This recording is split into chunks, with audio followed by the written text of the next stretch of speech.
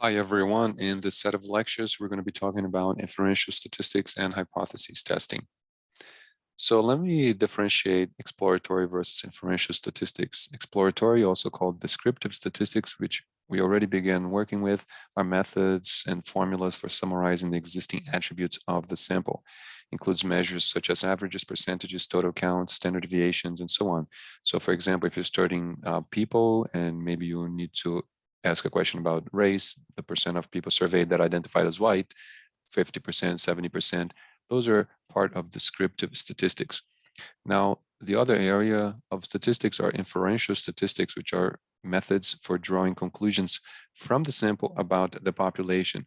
So it helps us generalize the information beyond the sample and also helps us make causal inferences. So for example, you may compare two groups in an experiment. There's a group that took the drug and versus a group that did not. Group A, Group B, are these significantly different in the results that you find that we can say that there is something general about this drug. It's not just an accidental fluke of the study. And these are measures of statistical inference that we use. So just for clarifications, let's note that exploratory versus inferential statistics is not the same distinction between inductive and deductive reasoning.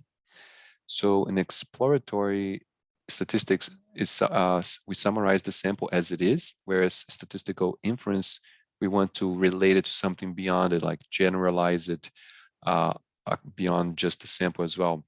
Now, inductive reasoning is deriving general rules from observation of several cases, and deductive reasoning is deriving predictions about cases from general rules. So applying the general rules to see if we can predict any specific case. And usually when we have inferential statistics, we're actually doing a little bit of both of these kinds of reasonings, but the exploratory or descriptive statistics is more basic and focused on the sample. So they are not necessarily identical, but they are related. So I just wanted to clarify these concepts here. So in statistical inference, we have a process of inferring properties of a population from a sample of the population. That's very generally what we want to do, although there are different kinds of comparisons that we do in inferential statistics as well. And methods of statistical inference give confidence that the sample observations reflect the larger population from which the sample is derived. So for example, let's suppose we're studying pesticides in bee and bee behavior due to pesticides, and we sample some bees for a study. We usually don't want to just know about how pesticides affect that small sample or partial sample that we got. We want to know if what we're observing applies to the whole population of bees. So these inferential methods help us have confidence or conclude if the sample patterns fit expectations about a larger population, or it gives us new information about the population that we didn't know, because sometimes we cannot know the whole population, or we're learning new things, and inferential statistics gives us this kind of information. Now, here another clarification. So statistical inference is not identical to causal inference.